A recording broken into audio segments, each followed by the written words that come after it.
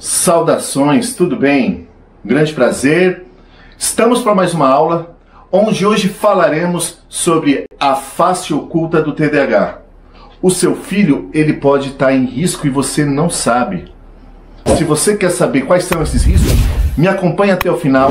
Tenho a certeza que traremos conteúdos que serão enriquecedores e te ajudarão muito na sua jornada com seu filho. Eu sou o André, sou psicólogo, especialista em TDAH na infância e na adolescência, e eu ajudo pais a libertar o filho da impulsividade destrutiva que o TDAH ele traz em 12 semanas. Hoje falaremos sobre um dos pontos de suma importância, onde nós vemos muitas famílias sendo deveras prejudicadas justamente por não saber como lidar com a impulsividade de uma criança, de um adolescente com TDAH. Então hoje eu te convido a refletir comigo sobre pontos importantes a olharmos diante da necessidade de uma criança com TDAH. E é por isso que, mesmo debaixo do seu teto, o seu filho ele pode estar enfrentando desafios invisíveis que dificultam e prejudicam grandemente o desempenho e a evolução que ele pode oferecer. Você sabia que a criança com TDAH ela tem até quase 3 vezes mais chance de se envolver em comportamentos de risco devido à impulsividade do TDAH? Então hoje você vai aprender a como proteger o teu filho e também como transformar não somente ele, mas como o futuro. Vamos lá. Que o seu filho ele não está em risco pelo que ele faz, mas por aquilo que ele não consegue parar de fazer, e aí a coisa ela muda. E por que muda? Porque agora nós vamos compreender que existe uma razão pela qual impede uma criança, um adolescente com TDAH, a justamente deixar de agir ou até mesmo não agir diante de uma situação que possa e que tenha à disposição ali a previsibilidade de ser um comportamento que gere um problema. E como que nós vamos entendendo justamente esse ponto? Então, olha só. Se eu entendo que a criança e o adolescente ele não consegue gerenciar justamente a parte de se limitar ou até mesmo de não se dispor a uma decisão, a um comportamento, o que isso me informa? Que por algum motivo existe relacionado à dificuldade de você gerenciar o controle dos impulsos. Então uma criança, por natureza, ela já está o quê? Ela está em processo de desenvolvimento do teu cérebro. Então fisiologicamente, o indivíduo ele termina a formação, o amadurecimento do teu cérebro em torno dos 24 e 25 anos. Uma criança, por natureza, ele traz o quê? Ela traz a característica de se desenvolver fisiologicamente aproximadamente até os seus 7 anos, toda a estrutura emocional que ela traz. Por quê? Porque a nossa estrutura, as correspondências emocionais que nós vivenciamos, ela está justamente desenvolvida numa parte do nosso cérebro que nós chamamos de sistema límbico. Então aqui, perto da nossa medula, existe o tronco encefálico, é a união entre o nosso sistema nervoso periférico, que vem pelo nosso corpo, e o sistema nervoso central. E por que é importante saber disso? Porque essa é a região onde ela tem o controle do quê? Dos nossos instintos primitivos. Ela tem justamente a responsabilidade do gerenciamento das funções automáticas do nosso corpo. E é a partir dela que nós agimos, muitas vezes, na estrutura de luta ou fuga diante de um problema. Então, para uma criança, essa área ela já está plenamente desenvolvida até os seus 7 anos ali. E aí o que acontece? Como o desenvolvimento fisiológico ele entra, né, de uma forma de dentro para fora a construção, então percebemos que as áreas que estão envolvidas em uma demora maior no seu desenvolvimento, nós vamos falar do que? Do córtex pré-frontal.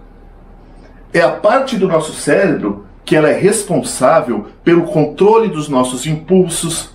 Olha só, né? Estamos fazendo associação exclusiva em relação a uma dificuldade de parar quando é preciso, frente, né, ao que? A uma dificuldade ou até mesmo uma limitação fisiológica de que na criança e adolescente, por natureza, né, vai haver de uma forma gradual o seu aperfeiçoamento, o seu amadurecimento no controle desses impulsos. Porque ele está direcionado na parte de frente do cérebro, onde tem a racionalidade, onde nós construímos, né, claramente a capacidade de escolher e ter a decisão de fazer. Então pensa comigo, se nós olharmos agora nas características de um cérebro de uma criança com TDAH. Se por natureza a dificuldade ela já está ali, né, ou melhor, o desenvolvimento, a cadência dela já está presente pelo próprio processo, numa criança com TDAH, ela já vai haver, né, algumas situações adjacentes a isso. E o que seria? Seria claramente a desregulação fisiológica de alguns hormônios do nosso cérebro. E principalmente os que estão ligados, né, entre o nosso córtex pré-frontal, que é a parte que nós raciocinamos e tomamos as decisões e controlamos os nossos impulsos, né, em relação a que? A comunicação com o nosso sistema límbico, a parte emocional da coisa. E uma criança com TDAH, né, a parte da frente, né, o córtex pré-frontal dela, ela tem o que? O déficit da produção de um hormônio importantíssimo chamado dopamina. E a falta desse hormônio, né, ligados a outras áreas, como o hipocampo, né, que ele é responsável por contribuir às decisões que nós precisamos de um certo repertório. Então, se diante de mim existe uma necessidade, ou melhor, né, se diante de mim existe uma oportunidade de escolha, e essa escolha exija que eu observe um histórico pessoal para ver se essa escolha ela não é uma escolha, né, prejudicial. Então, se alguém, né, que eu conheço e não conversa há muito tempo me manda uma mensagem ali no Pix, pelo WhatsApp, dizendo, né, que precisa que eu transfira um determinado valor para ela por Pix. E aí vamos colocar um valor bem considerável. Quando eu vejo essa informação, eu tenho a oportunidade de escolher, né, contribuir e enviar o Pix. Então, se eu tenho, né, a dificuldade desse refreio, e eu sou uma pessoa que me dedico extremamente a ajudar as pessoas, eu estou vulnerável diante disso. Por quê? O controle desse impulso de ajudar, né, ele não vai ter uma margem de segurança. E é aí onde, né, geralmente as pessoas elas caem nos golpes.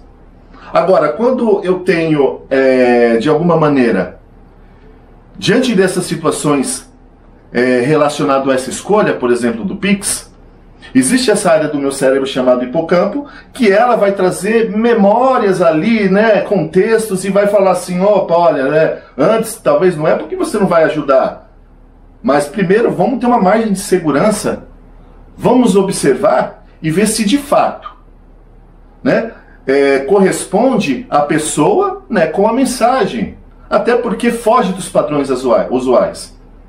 Então essa é uma forma de comunicação. Agora, que caminha toda essa parte de racionalidade e o hipocampo. É a comunicação entre a frente e a parte do centro do nosso cérebro. E aquelas decisões que são decisões, né, de imediato. Como que nós fazemos? Como que é a tua decisão quando você está diante de um fato que demanda ali uma resposta imediata? Quando nós olhamos para isso, a comunicação no cérebro ela muda. Por quê? Porque a parte do controle ali, né, da disposição, do objetivo, do desejo, eu quero. Então, quando eu quero, né, exporta uma dopamina, né, uma energia ali, um hormônio que me dá prazer, e aí eu sei que buscar daquilo. Então, ou seja, se a minha parte que é comunicado com essa necessidade ou com aquela coisa mais imediata, ela já entra em conexão direta com uma outra parte do nosso cérebro que chama, né, amígdala. E não é a amígdala que nós falamos, aquela que nós temos, né, na parte ali da nossa, né, garganta, enfim. Ela fica concentrada justamente no sistema límbico e ela traz claramente o instinto de, né, controle dos medos, da luta, da resolução do problema imediato. E essa atuação ela é mais instintiva. Por isso que, quando olhamos para uma criança, vamos enxergar que todas essas variáveis aqui, elas estão envolvidas por natureza. Pensando numa criança com TDAH, ela justamente, ela traz, né, mudanças e estruturas fisiológicas diferentes. Ah, mas então, saber sobre isso nos leva a qual caminho? Né? O que isso traz em valores por eu aprender e como lidar com essa situação diante, né, do meu filho, da minha filha, que apresenta muitas vezes, né, essa dificuldade. Vamos seguindo por um exemplo. Eu acho que já aconteceu com vocês, ou onde vocês trabalham, do que?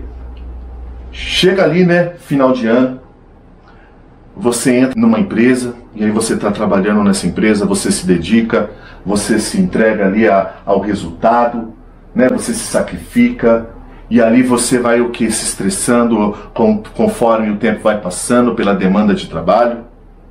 E aí chega o final do ano, e no final do ano vem aquele momento tão esperado que é a festa de final de ano, a confraternização da empresa. E ali quando está todo mundo, né? Umas pessoas elas vão porque amam e outras vão de livre e espontânea pressão.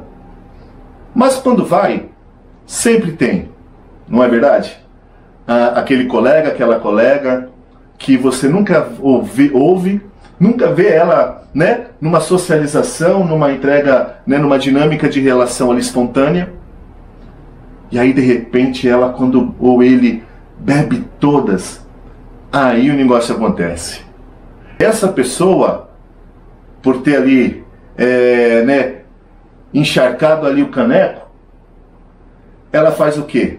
Ela começa agora a ter comportamentos ali que vão trazer de fato, né, que de alguma maneira vai surpreender ali as expectativas sociais, né, que a festa ela estava tendo.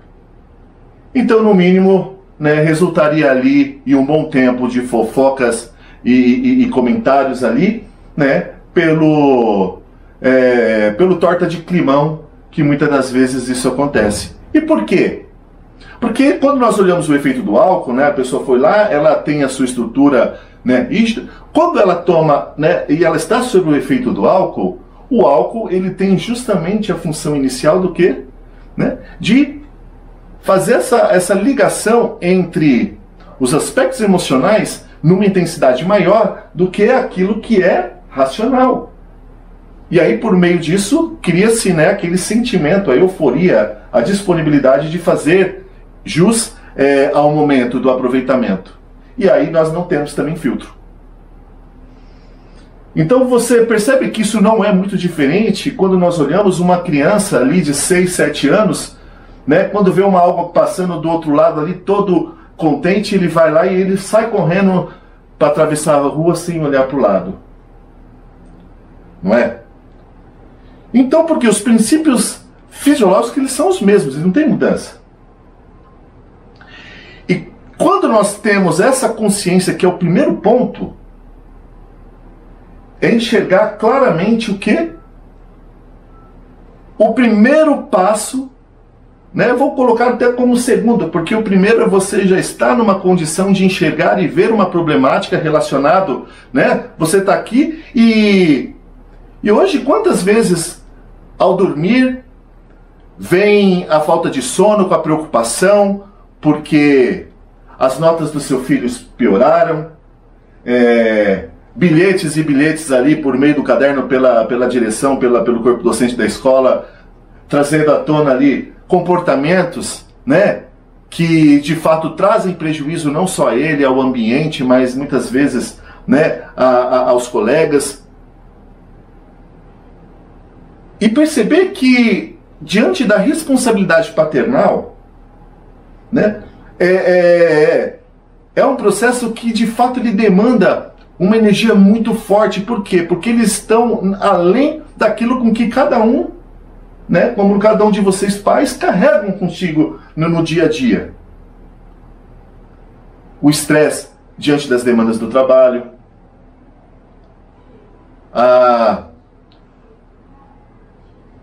as buscas, as aspirações pessoais de vocês, o autocuidado. Então tudo isso muitas vezes se torna comprometido. E a qualidade de vida que poderia estar melhor, ela acaba definhando.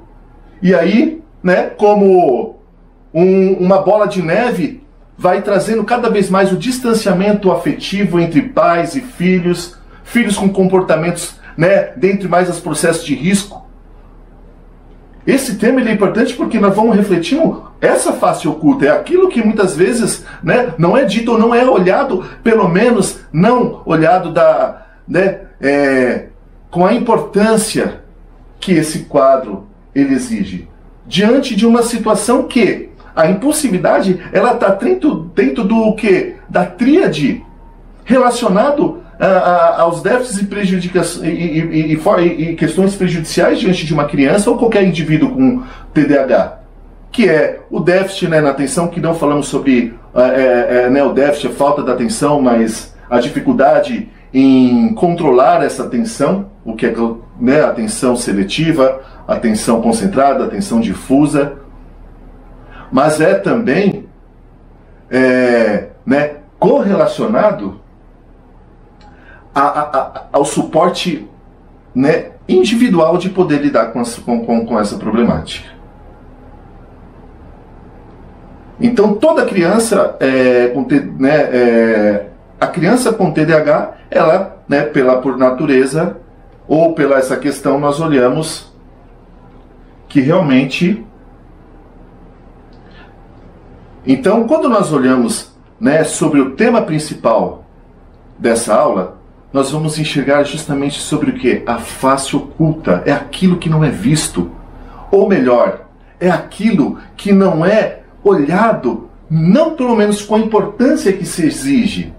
Porque quando nós vamos, e hoje eu vou falar um pouco, né, após ali vou dar alguns números estatísticos para vocês terem uma ideia, né, da gravidade, né, que muitas vezes uma omissão a olhar comportamentos e situações que estão tão claros, que estão ali evidentes, né, em escala potencial, e nós, como na grande maioria das vezes, nós só nos dispomos em trazer uma efetividade e resolver um problema quando ele se torna uma crise.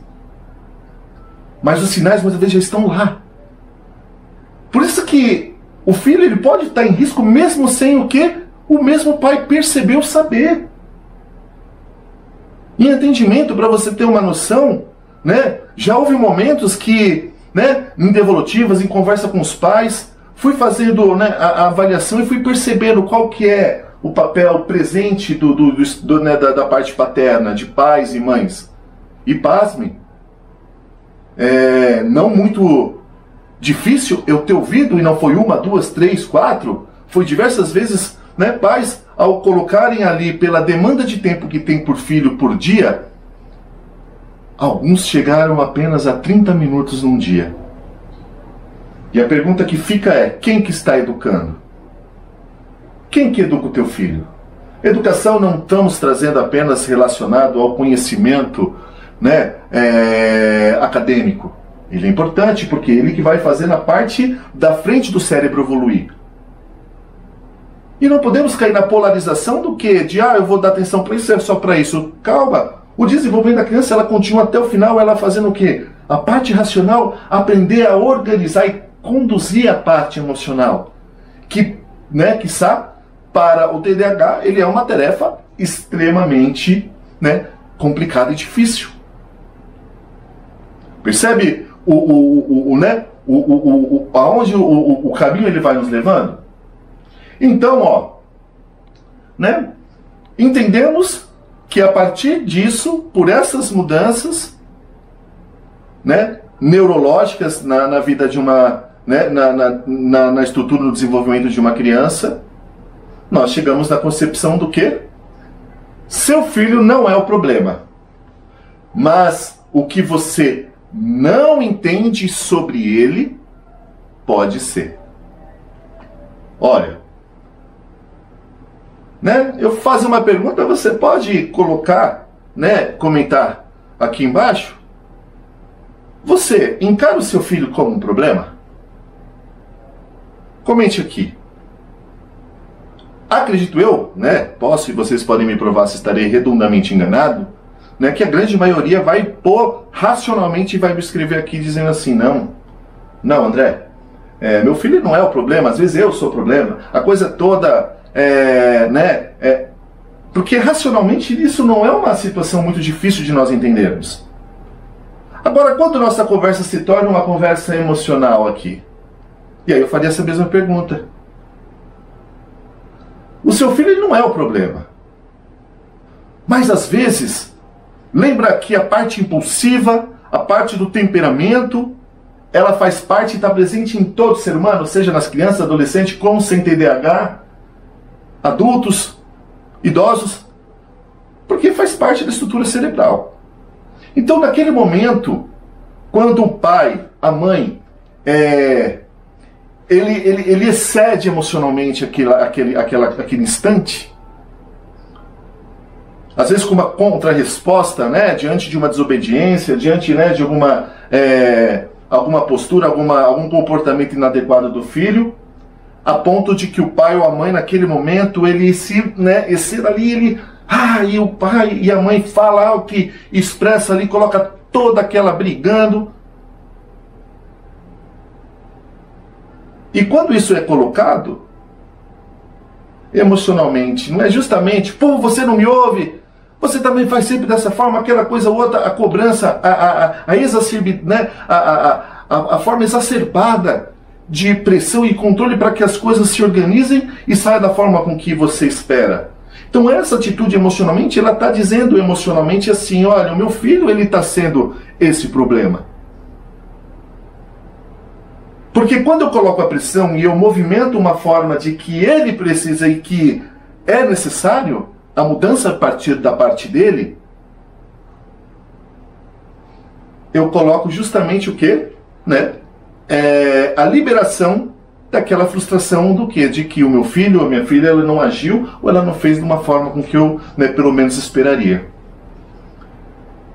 E aí esse é o início que pode se tornar, ao longo do tempo, fatores, né, de extremo poder de prejudicar e trazer um afastamento afetivo entre pais e filhos. Agora, se eu entendo que, né, eu tenho essa disposição, né, pessoal, eu entendo que eu também estou dentro, né, da mesma situação. Não existe aquele ditado que depois, né, que o jogo de xadrez acaba, a rainha e o peão vai para a mesma caixa? Eu digo que fisiologicamente, estruturalmente, né, criança, adulto, pai, filho, está tudo dentro desse mesmo, né, dessa mesma conjuntura. Então, olha só. Agora, quando nós olhamos e percebemos que não apenas o meu filho não é o problema, mas aquilo que eu não entendo sobre ele, isso sim é um problema. Então, ele não é. Mas o que eu não sei como ajudá-lo e tudo, isso se torna um problema. Por quê? Porque está sob a minha responsabilidade, né, emocional, afetiva, disponibilidade do quê? Né, do cuidado ao meu filho. E aí, o que eu não sei como ajudá-lo, como que eu vou direcionar? Como que eu vou auxiliar?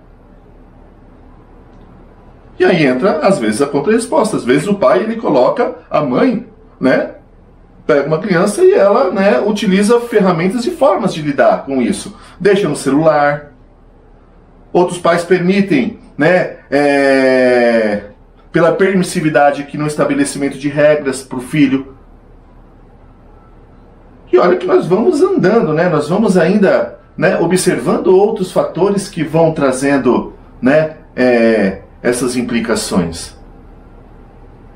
Porque o meu filho, ele vai começar a desenvolver o quê? Ele vai começar a desenvolver a sua maneira de lidar com as situações. Agora você imagina o seu filho tomando a prática do passo a passo de todas as suas decisões pautado por apenas aquilo que ele se dispõe a aprender. E às vezes uma pessoa com uma dificuldade, assim como o TDAH, no controle dos impulsos, muitas vezes vai aprender no erro.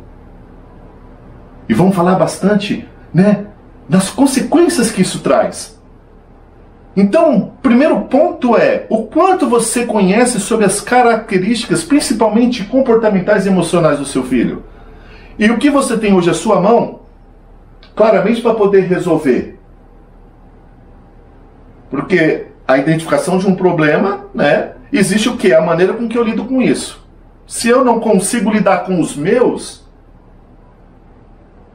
quem dirá conseguirei adaptar e organizar do outro. Até porque é uma questão econômica da coisa.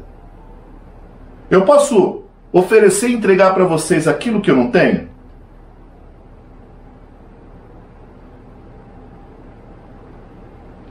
É incompatível. Assim é a questão afetiva. O filho, diante do pai, ele só vai conseguir evoluir mediante o repertório que o pai lhe apresentar ao filho. Se é um pai engajado, uma mãe engajada, que se dispõe, né, a entender, pô, cheguei ao diagnóstico, né, poxa, às vezes muitos pais começam a ter muita relutância. Eu entendo toda a parte emocional que envolve. Mas não vai mudar o fato do que? Das características e da situação que vai estar diante de você. E a corresponsabilidade entre os pais de se ajustarem para oferecer para esse filho o melhor caminho para que ele consiga lidar com essas suas dificuldades e extrair o quê? O melhor potencial que ele tem. Então, a importância de se dispor a entender melhor. Você aqui hoje, participando dessa aula, se dispor, né, é um grande passo sobre isso. Porque é por meio disso agora que, entendendo que não é apenas o que o meu filho ele faz, mas o que ele não consegue deixar de fazer ou de parar de fazer. A situação entre eu entender que a problemática da coisa ela não está ligada exclusivamente ao meu filho, mas também, principalmente, né, naquilo que eu não sei como ajudá-lo. É aquilo que eu não sei como fazer. E quando nós não sabemos como fazer, o que nós fazemos? Depende. Tem gente que não procura e não se dispõe, né, se dispor a perguntar, a reconhecer as suas próprias, né, limitações de aprendizado. E isso é uma coisa que eu vejo muito forte, por exemplo, na minha vida. Em tudo que está ao nosso alcance, ao nosso redor. Quando eu vejo as paredes, né, eu imagino ali o saber humano entre a junção entre um determinado tipo de elementos químicos com outro, com cimento, com cal, para poder haver um endurecimento, para poder fazer, né, juntando com o pé do bloco, e aí as outras massas que se desenvolvem para que possa ser chapiscado a parede, depois outros produtos que você consegue fazer o acabamento, né, massa, corrida, parte de pintura. Para cada uma delas, quanto saber não foi necessário? Bom, o meu notebook. Imagina quanto saber para juntar cada peça, cada componente. Então, o nosso fato da ignorância nos leva à oportunidade cada vez mais de aprendermos. E estar diante dessa oportunidade para aprender sobre como, né, poder lidar com as dificuldades e com as problemáticas que você tem enfrentado com seu filho, isso é de grande valia e não há preço, gente, que paga. Então, como que nós vamos começar a entender, né? Já começamos aí a perceber as mudanças fisiológicas, né, no cérebro, a parte córtex pré-frontal, ligado com o sistema límbico. Então isso, vamos chegar no que? Numa figura fácil de identificação. E qual é? Né? Olhando ali, fazendo uma imagem, né, de uma criança com essas dificuldades, né, por conta da impulsividade do TDAH e todas as, né, os prejuízos que isso traz, vamos associar a um carro sem freio. Não é? Não é assim que o cérebro ali de uma criança, ela, né, por meio da questão da impulsividade, ela funciona? Ou seja, eu tenho um motor ali, um sistema límbico que me move, que fala, que tem, às vezes, olha para uma criança com TDAH, ainda mais da participação, às vezes, hiperativa. Então é energia, então é velocidade. A coisa, ela tem tem o torque. E agora, quando não tem freio? É a parte frontal do cérebro que não segura a onda. Quem é da década de 80, né, que viveu ali, né, nasceu nessa época, vai conhecer bastante, eu creio que vocês conhecem. Existe uma moto, né, da Yamaha que era o sonho de consumo na época, que era a RD 350. E o que essa moto ela tinha ali de diferencial? Ela era considerada na época o que a viúva negra. Por quê? Porque muitas pessoas sofriam acidentes. Podemos entender talvez que essa parte do freio, da dificuldade do frear, ela primeiro foi mental, né, por consideração a isso, né, a impulsividade, né, a busca pela adrenalina. Só que ela era chamada porque, né, reza a lenda que ela não tinha freio. E aí explicavam que existia um sistema nela chamado YPVS, que quando você ultrapassasse determinada velocidade, parece que ela saía do zero, né? A mesma coisa, você saísse de primeira e já fosse com toda a energia, era o que acontecia. E aí a pessoa que ela não tinha um controle, não sabia manusear a coisa, quando estava numa velocidade não tinha freio que segurasse. E muitas mortes aconteceram. Então, o carro sem freio, não, olha só, carro veloz, que tem a disposição, quer ir, só que ele tem o freio para parar quando for preciso, diante de uma emergência. Mas olha só, por mais que o carro, né, que esse carro não tem freio, temos uma boa notícia. Você pode instalar esses freios mentais no seu filho. Quer saber como? Então continua assistindo. Vamos lá, né? Então, se eu já compreendo que o meu filho não é o problema e a falta do conhecimento que eu tenho possa dificultar, né, o ensino, a educação, o aprendizado,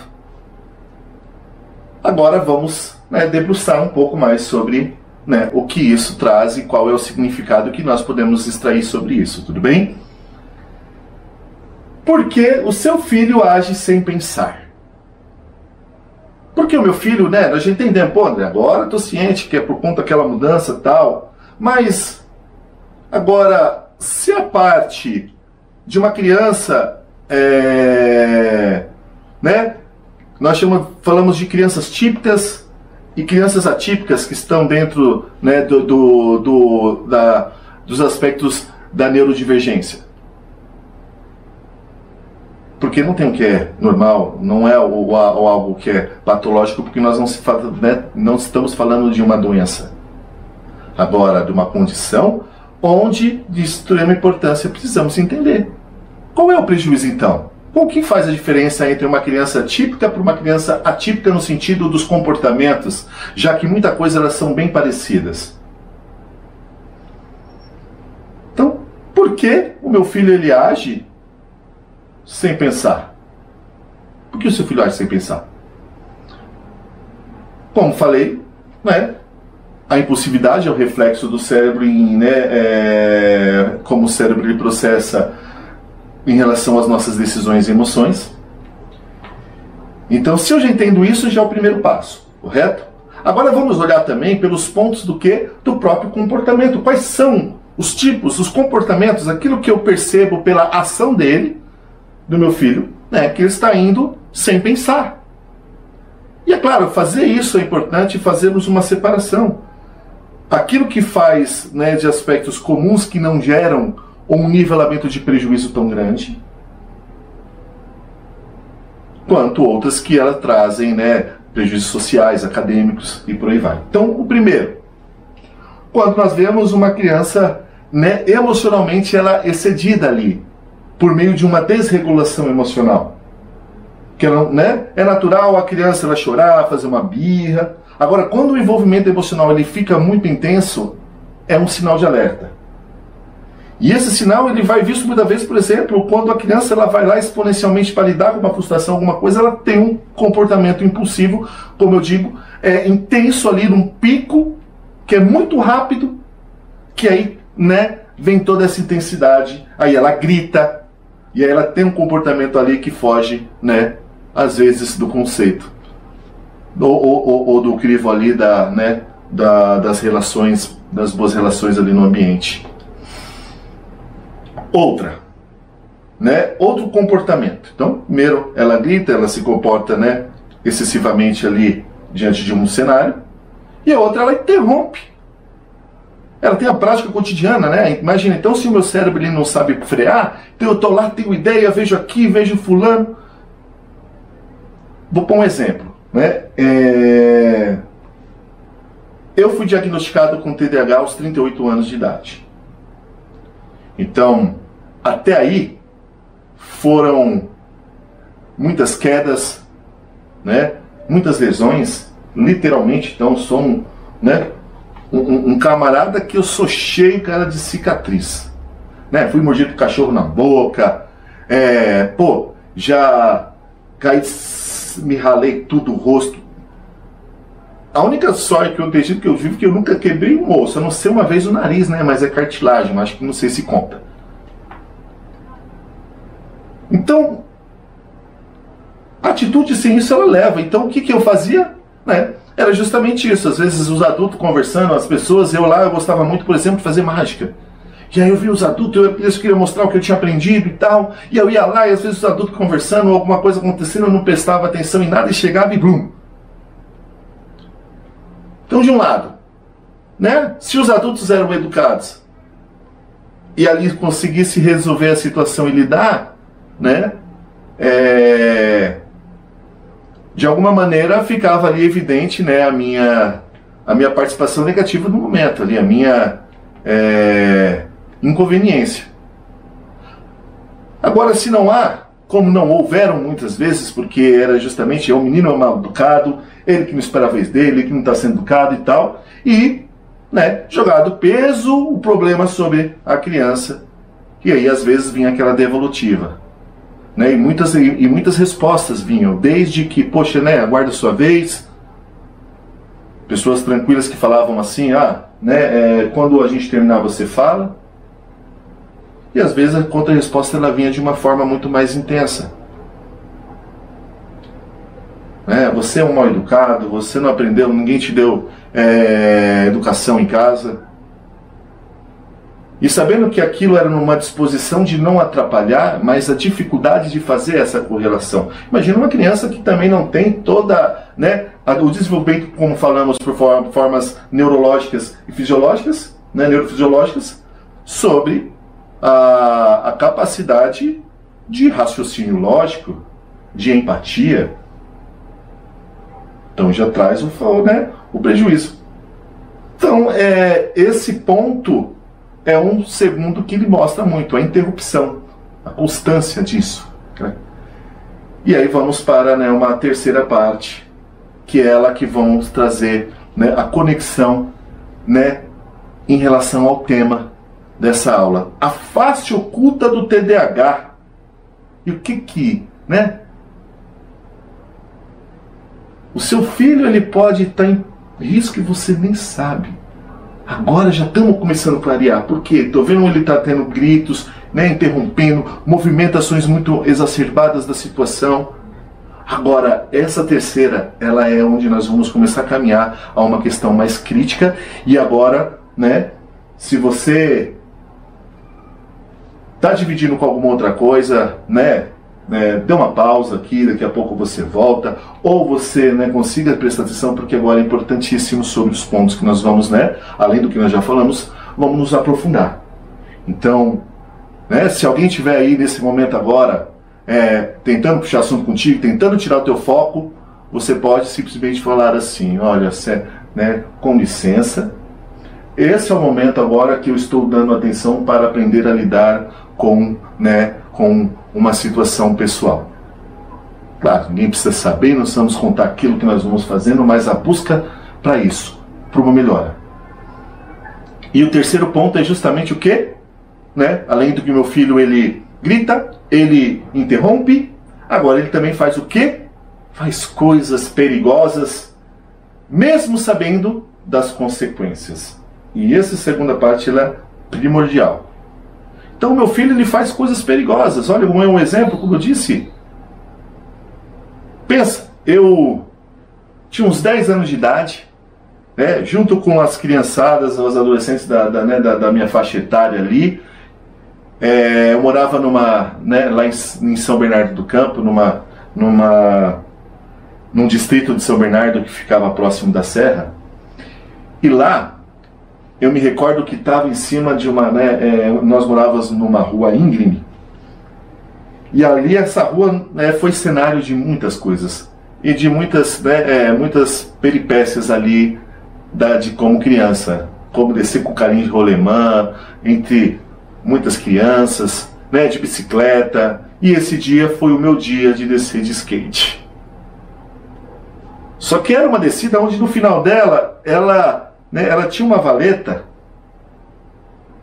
E aí depois dessa valeta ela descia ainda, ela é muito mais íngreme, muito mais descida. E aí estávamos lá, nunca tinha andado de skate, na verdade sim, andado brincando, mas eu não tinha o hábito. Eu era muito mais da bicicleta, né, do futebol, do vôlei, de outros. E aí alguém, sempre tem alguém que falou assim: eu duvido quem consegue descer daqui de skate. Olha o meu motorzão. Eu consigo, pulei, vai duvidar de uma criança com TDAH impulsiva? E aí eu chamei, aí a pessoa ainda falou assim: olha só, mas não é sentado não, é em pé. Eu pensei, mas na hora falei: não, vou. Gente, é igual vídeo cacetado, né? A gente dá risada pelas vezes, porque é tão óbvio o resultado, a consequência, que não sei o que acontece dentro de nós, e é justamente isso, né? O não saber. Porque aí eu me disponho àquilo que eu tinha. Então eu não sabia, né, a questão do meu dificuldade de controle dos impulsos, fui lá assumir, e aí quando deu o quê? Pus um pé, pus o outro e comecei a descer. Quando eu pensei que estava dominando a coisa, skate estabilizado, descendo ali, aventura, o pessoal foi no louco, ele foi mesmo, e foi descendo. Até que o skate começou a dar aquela bambeadinha assim, tentando segurar, de repente uma pedrinha do asfalto foi suficiente, né, para eu encontrar um pouco mais, né, ficar mais próximo perto do asfalto ali, do solo. Cheguei em casa, gente, com o rosto tudo arrebentado, e mais uma vez, como de outras inúmeras, minha mãe correndo comigo pro pronto-socorro. Então, né, essas coisas perigosas. Então, entende como se há disponibilidade, como o caminho para as coisas elas se tornam um pouco mais fáceis. Então, vamos aqui agora observar sobre, né, sobre esses pontos a serem trabalhados diante dessa possibilidade. Então entendemos, né, fazemos aquele paralelo de que um carro, né, uma criança com TDAH era comparado ali com um carro quebrado, né, e sem freio, um carro sem freios.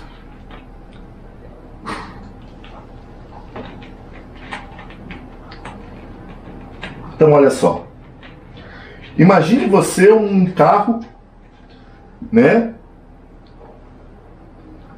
que ele está ali numa estrada escura. Esse carro nós já sabemos que ele não tem freios. Só que agora vamos olhar, e esse carro, além de não ter freio, ele está com o farol quebrado. Entra outro ponto.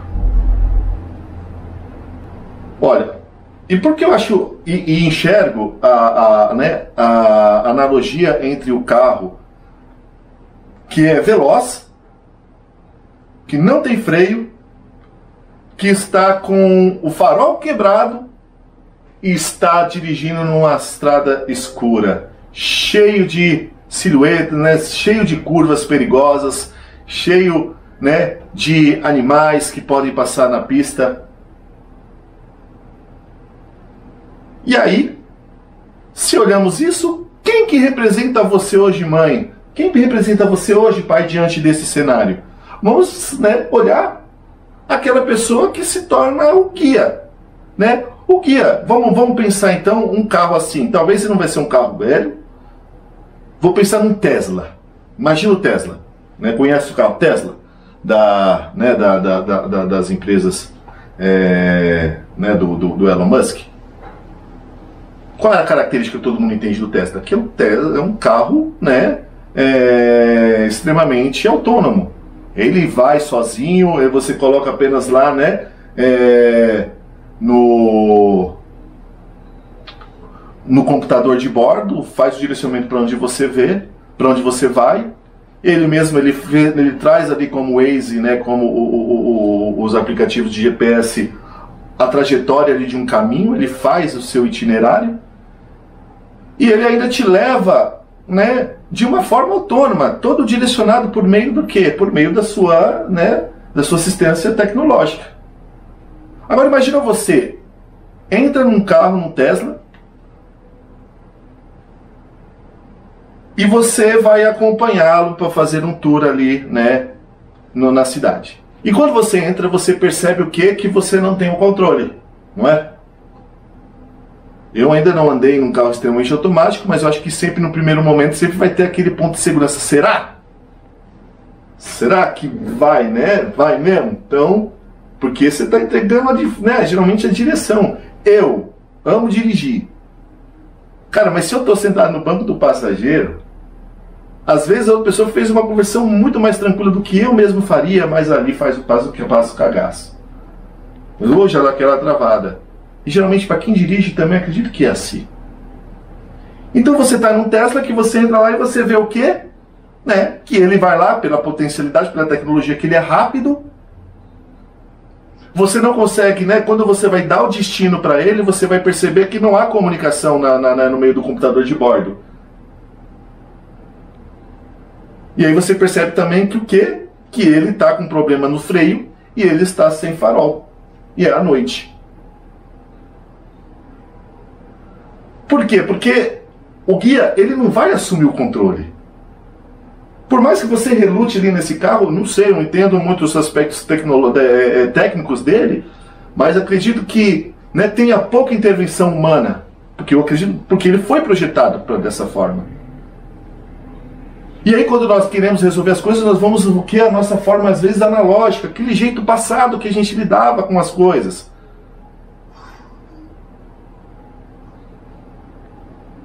Só que o tempo passa, as coisas vão sendo percebidas e ela evolui, elas vão desenvolvendo ao longo do tempo. Então como que eu faria? Tentaria ali pegar um volante? Eu nem sei se volante tem. Puxaria um freio de mão? Não sei, às vezes pode ter aperto um botão do pânico lá que breca tudo, não sei. Quem tiver um Tesla aí, por gentileza, tire essa dúvida nossa. Agora, então isso também me eximia o quê? A não capacidade de resolver? Ou de conduzir melhor? Acredito que sim. Claramente, a partir do momento que nós entendemos os protocolos de segurança do carro. Se eu entendo ali os parâmetros, às vezes a condução ela não vai ser por uma forma analógica, mas eu utilizar o próprio sistema ao favor. Quando nós sabemos As coisas com ferramentas nós vamos não criando mais aquilo que é bom, aquilo que é ruim, aquilo que, né, vamos colocando a funcionalidade, vamos por natureza entendendo o que de fato, né, contribui. Então olha só, né? Para você lidar com um Tesla, você precisa conhecer, ter o conhecimento prático do funcionamento dele, como lidar com momentos ali, né, de crises e de problemáticas. Agora, para que através disso haja, né, o que? Um ajuntamento justamente de que o carro ele consiga ser conduzido de uma maneira muito mais segura. Porque se dispor nisso, por exemplo, a criança, ela o que? Né, ela vai acelerando, ela não tem freio, então se ela está com o farol quebrado, então ela não vai ser onde está a próxima curva. E quando ela vê a curva, já, né, não vai ter mais o controle da situação. Por quê? Porque já não tem freio. Não sei se ela olhar no time certo e poder, mas vamos olhar aí na realidade. Não é? O futuro não se constrói de um dia para o outro, mas ele pode ser destruído em segundos. Quando eu vejo o carro, então, eu vejo que ele é um veículo, né? O seu filho ele tem a técnica, ele tem a disposição para ir o quê? Para caminhar. Mas para que um carro ele foi feito? Para ser guardado numa garagem, ficar lá? A não ser para um colecionador de carros. Agora, um carro, ele tem o seu objetivo, ele tem o teu ponto de saída, né, e o ponto de chegada. Se não tem um ponto de chegada, ele vai andar e não é, ou às vezes nem vai sair do lugar. Não é o que nós vemos lá quando depara em ondas, né, encontrando com a Alice no País das Maravilhas, ela olha, vê um monte de estrada para um lado, para o outro, fala: gato, me ajuda aqui porque eu não sei que caminho tomar. Me ajuda, eu estou perdida. E aí ele fala: mas tá bom, mas você vai para onde? Ela: não sei. Então ele falou: para quem não sabe para onde vai, qualquer caminho serve. Por que serve? Porque nós vamos pegando aqueles que naquele momento eu e você acreditamos ser o melhor. Só que se nós não temos parâmetro de análise, fica difícil nós termos uma decisão e um comportamento assertivo. Imagine então para uma criança, desde a sua tenridade, tendo que lidar com as demandas emocionais sem ter o suporte, às vezes, e o apoio, né, de quem entenda e consiga adaptar a situação à necessidade e disponibilidade dela. Então, como que nós vemos sobre esse futuro? Já que, né, o futuro ele não é construído, mas a destruição desse futuro ele é da noite para o dia. Só para dar uma pincelada, um estudo feito na Alemanha chegou, se não me engano, numa condição que eles fizeram que 41% dos presos tinham TDAH. Por quê? Olha, os impulsos, falta de gerenciamento emocional, né? Isso por natureza ele já vai tendo. Aí você está num aspecto de uma vulnerabilidade social, né? Impasse, dificuldades econômicas, né? Sociais, por aí vai. Então olha a problematização da coisa. E aí nós vamos o quê? Sobre, né, mais um ponto. Temos ali o comportamento de risco, que já estamos enxergando e vendo, né, a presença dele forte por meio dessa impulsividade. Então, se o comportamento de risco ele já é uma das situações por conta, né, inclusive dos estudos que nós vemos, como eu falei, 3, né, vezes mais chance de sofrer acidente doméstico do que a população geral. E aí vamos olhar outro, né, índice, o abandono dos estudos. Quantas crianças, né, por meio, né, da dificuldade de ajustamento social, às vezes não estou falando nem a dificuldade acadêmica da coisa, mas a parte relacionada, né, a construção social. Então ela acaba tendo, né, outros prejuízos. Então muitas crianças acabam abandonando os estudos. Então olha só, a criança abandonando o estudo, olhamos para esse futuro, olha quantas coisas deixarão ali de acontecer, de serem conquistadas, né? Do potencial dessa criança, desse adolescente chegar ao ápice dele, poder fazer jus ali cada vez mais a uma contribuição, não só para a tua própria vida, mas ao meio que ele vive, tudo isso acaba sendo minguado por conta do quê? Por conta de uma decisão momentânea ali, não vou mais, simplesmente eu acordo um dia e decido. E o pai, muitas das vezes, não concordando, não sabe como fazer, como lidar com isso. Às vezes o próprio pai e mãe não entendem e às vezes não compreendem a importância, se olhamos, e aí vem essas consequências, perfeito? Agora, olha só uma outra estatística, tá? Um estudo foi feito entre crianças e adolescentes de 13 e 17 anos, onde eles viram que o público geral existia 5% ali daqueles jovens que alguma vez tentaram dar fim, um ponto final na própria vida. E pasmem, e na mesma população da faixa etária com TDAH, 18% desse público, desses adolescentes, dessas crianças com TDAH, tentaram, entre 13 e 17 anos, tirar a própria vida. Quando nós olhamos, de fato, que as decisões do agora, elas vêm e elas são, exclusivamente capazes de mudar o futuro. Então, temos aí, os aspectos da importância do cuidado atual do seu filho, aos sinais, a sua atenção, ao seu desenvolvimento, para que esse futuro ele seja, de fato, ele seja protegido, ele seja estimulado dentro do quê? Do que aquilo que é visto como uma vulnerabilidade, como uma dificuldade, ele pode ser extraído como o melhor potencial na vida do teu filho. Estamos falando dos riscos porque eles são reais, porque eles estão presentes no nosso cotidiano. Ao você andar na rua, olha ao seu lado. Quantas pessoas ao nosso lado que muitas das vezes, porque nós falamos de dificuldades e situações emocionais, cognitivas, neurofisiológicas, elas muitas vezes não são perceptíveis aos nossos olhos. Quantos que você caminha ao teu lado que muitas vezes não jaz ali numa depressão? E às vezes por que uma depressão?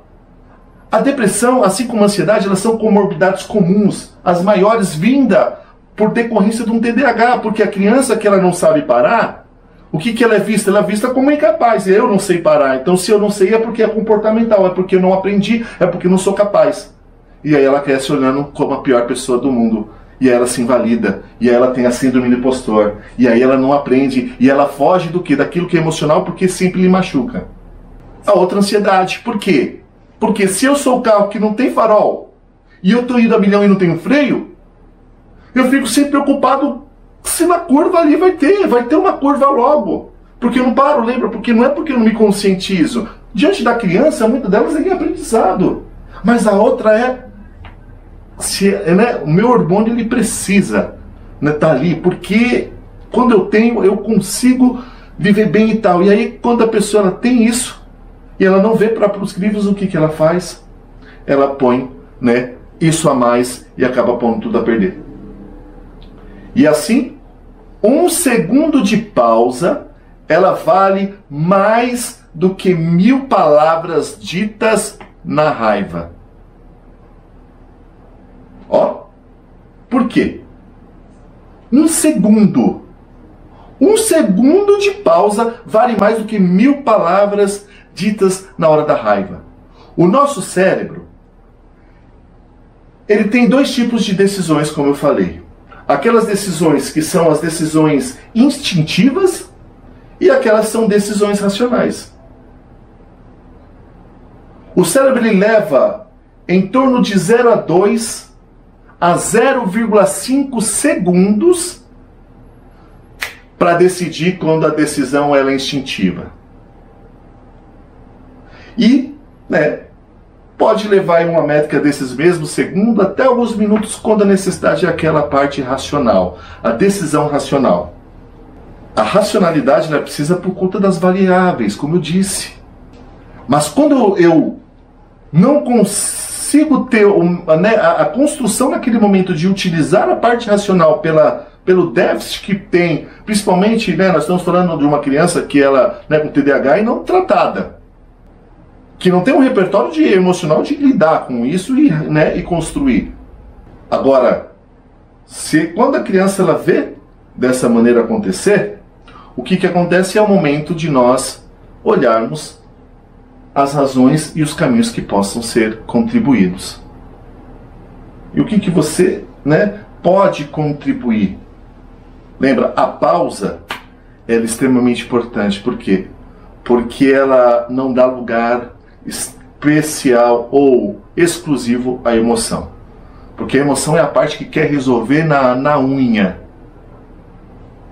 A racionalidade, ela olha e fala, vem cá, não é muito bem por aí, eu acho, por causa da consequência aqui e ali.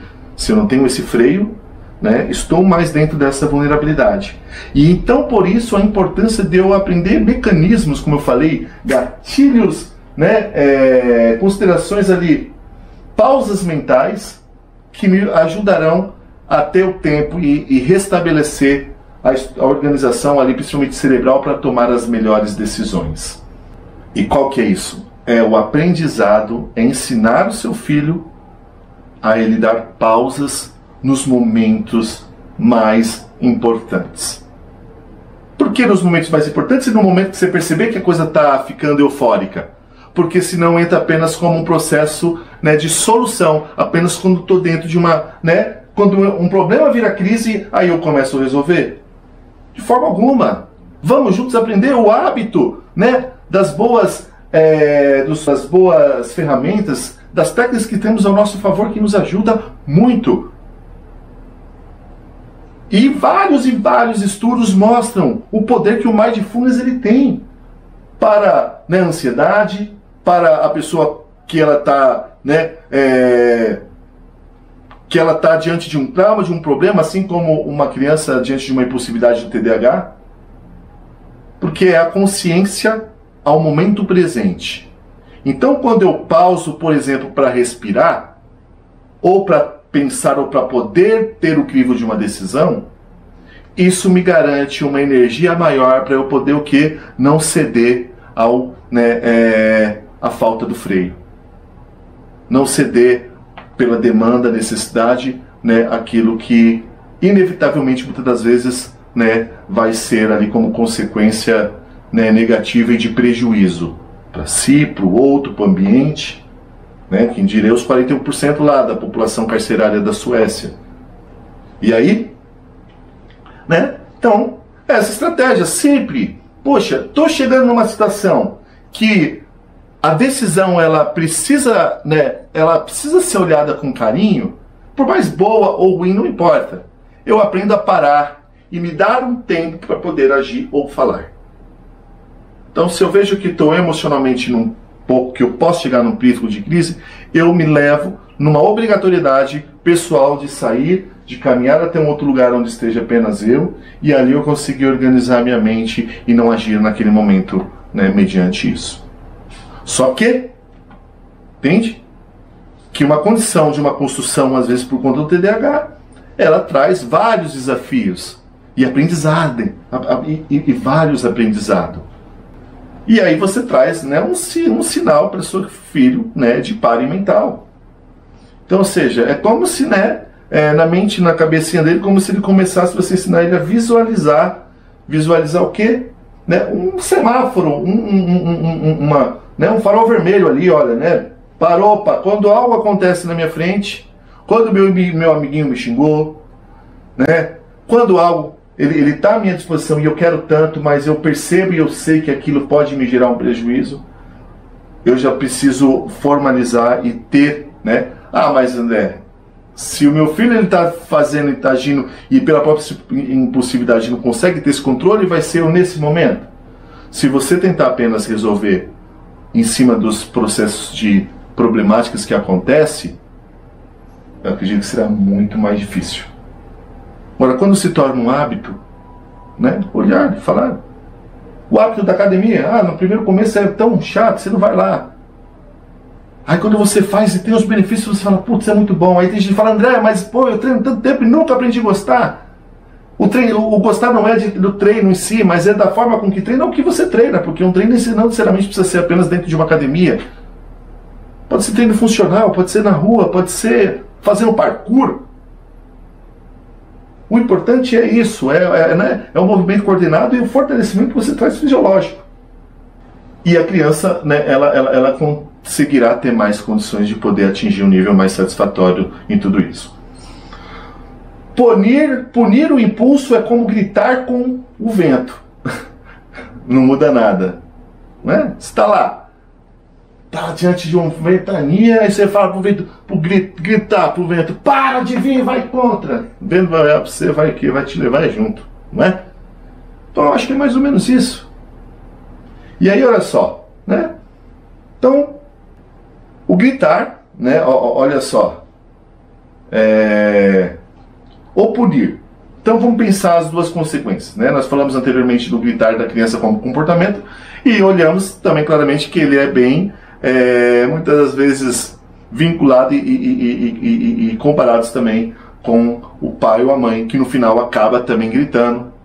Então quando o pai não consegue, lembra, olhar para dentro de si e ter a capacidade interna de lidar com todas as suas demandas emocionais, ela vai entrar no mesmo mérito do descontrole emocional e vai acabar exercendo, né, um comportamento ali que né, que ele vai gerar um desgaste.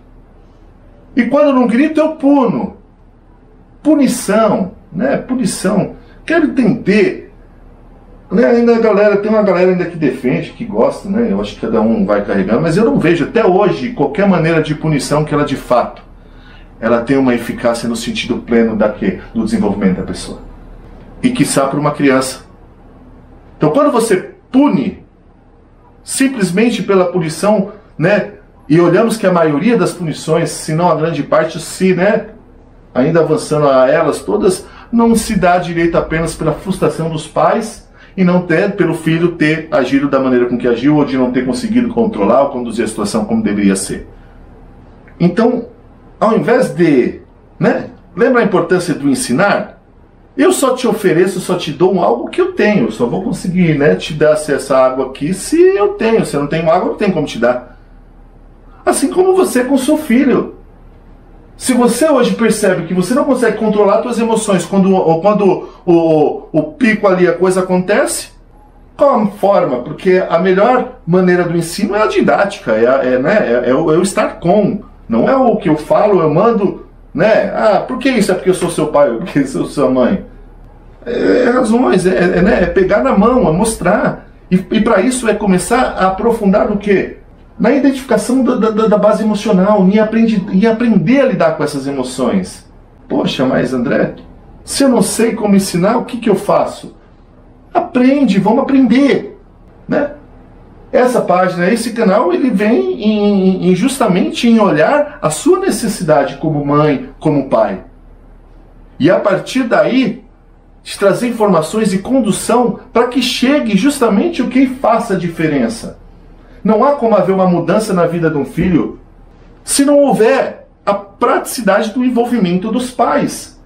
E para os pais, às vezes, que têm uma demanda alta de tempo, de energia no dia a dia, fica muito difícil. Por isso, né, que, mediante todos os percalços da vida, diante de todas as dificuldades, né, no momento que eu tive a aprender, né, às vezes nas dificuldades, na imaturidade, nos erros, pelo não conhecimento dos aspectos diagnósticos, e aí passei pelo crivo do quê? Da depressão, ansiedade e tantas coisas ali, que justamente corresponde a isso, a um futuro que pode ter, se não houver uma mudança nesse processo, pode haver o prejuízo de muitas coisas boas acontecerem. E isso foge do nosso controle. Por quê? Porque a sociedade, as condições, né, do cotidiano estão por aí. Então entenda, né? Para ensinar, eu preciso saber aquilo que eu ensino. Senão não há. Ou eu vou, né, fazer uma entrega se eu não souber, né, dos aspectos, né, fisiológicos, neuropsicológicos, né, das condições e da condição de uma mente, de uma pessoa, seja criança, adolescente ou adulto com TDAH, como que eu vou trazer hoje entender? Primeiro que eu não tinha nem conseguido, né, nem 1% do que eu já consegui alcançando em benefício das famílias que eu já atendi. E continua, né, e as que eu atendo. E aí você vai compreendendo que claramente você consegue mostrar, né, construir uma base sólida ao seu filho para que você consiga mostrar as consequências naturais para ele. Só que de uma maneira que não haja humilhação, que não haja, né, o desdém, a condição ali da criança no seu aprendizado. E então, beleza, André. Nós olhamos e entendo como o pai é responsabilidade, porque a responsabilidade é paternal, e, né, ambos são. Agora, e se não houver esse despertar, essa consciência sobre isso que é tão importante? Sobre esse lado oculto, essa parte, né, que de fato diante do DSM-5, né, o CID-10, no CID, né, atual também, eles trazem sobre os fatores de riscos de óbito. Se olhar o CID, né, de uma criança com TDAH, principalmente com padrão dentro de uma impulsividade, já vemos as estatísticas, elas mostram. Então, se eu não houver essa movimentação, se eu não for ensinar o meu filho a parar, o mundo vai dar o jeito dele para ensinar o teu filho. E como já, né, dizia, né, o ditado popular e antigo, que o mundo ele não ensina com o mesmo amor que um pai e uma mãe. Então, né, primeiro, né, o ponto principal hoje de olhar e ver além dessas importâncias, de ter essa consciência sobre as demandas e necessidades da criança, também considerarmos que ele consiga refletir antes de agir, não é? Mas também ele poder pedir ajuda quando precisar. Pedir ajuda. Às vezes nós falamos, poxa, é tão fácil pedir ajuda, né? É mesmo. Quantas e quantas pessoas estão se afundando numa depressão, numa ansiedade, numa angústia, em várias problemáticas do dia a dia, e acaba não pedindo ajuda, mas pedindo ajuda não acaba pedindo ajuda por N situações. Mas sozinho nós não vamos a lugar algum. Se alguém te pede ajuda e você vê a sinceridade, a demanda, a necessidade, você ter a condição ali naquele momento, você se sentiria mal ou, né, pensaria mal da pessoa com quem você ajuda ou quem você ajudaria?